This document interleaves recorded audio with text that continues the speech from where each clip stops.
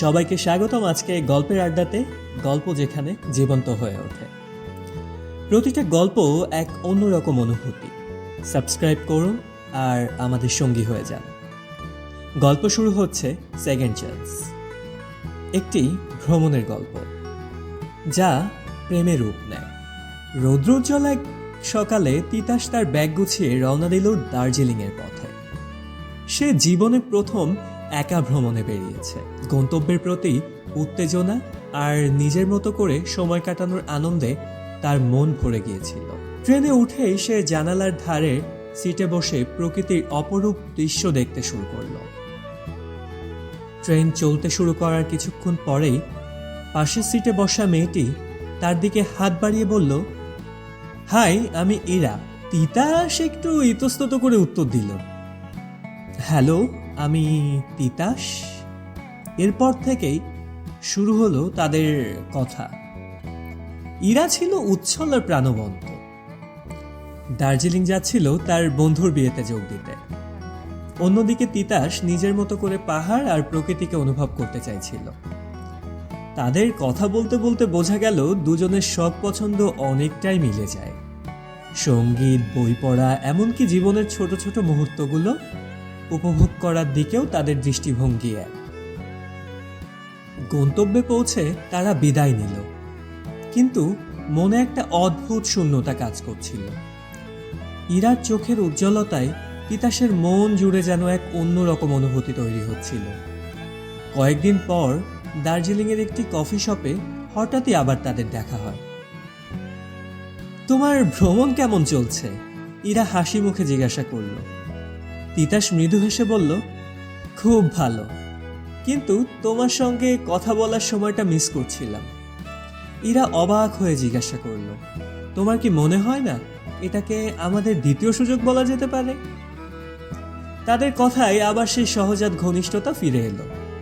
তারা একসঙ্গে শহরের বিভিন্ন জায়গা ঘুরল, চা বাগানে হাঁটলো আর দার্জিলিংয়ের বিখ্যাত সূর্যোদয় উপভোগ করল।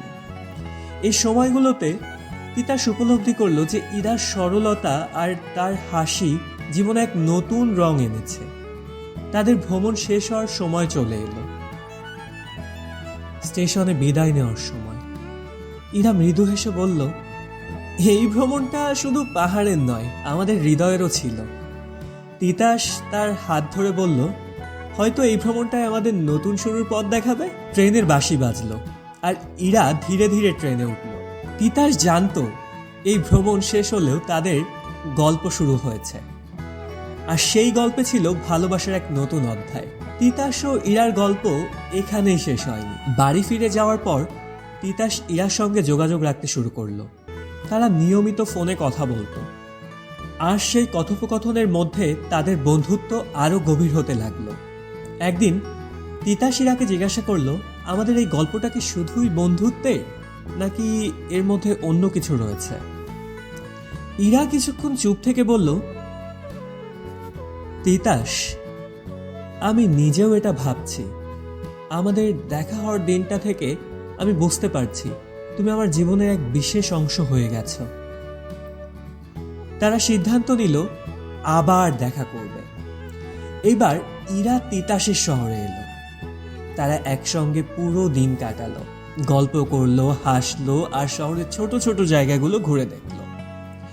তাদের সেই দিনের শেষে তিতাস ইরার দিকে তাকিয়ে বলল, ইরা, আমার জীবনে তুমি যেভাবে এসেছো তাতে আমি জানি আমি তোমাকে ছাড়া আর কিছু ভাবতে পারি না।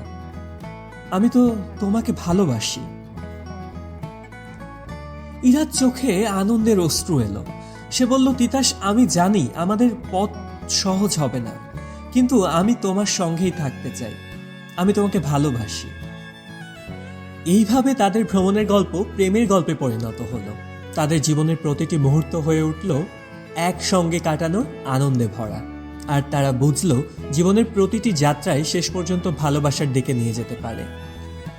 এই ছিল আজকের গল্প সেকেন্ড চান্স। গল্পের আড্ডায় আমাদের সঙ্গী হওয়ার জন্য আপনাকে ধন্যবাদ। আপনার ভালো লাগা গল্পের অংশটি কমেন্টে জানাতে আমাদের ভুলবেন না। পরবর্তী গল্পের জন্য সাবস্ক্রাইব করুন গল্পের আড্ডাকে, আর আমাদের সঙ্গেই থাকুন।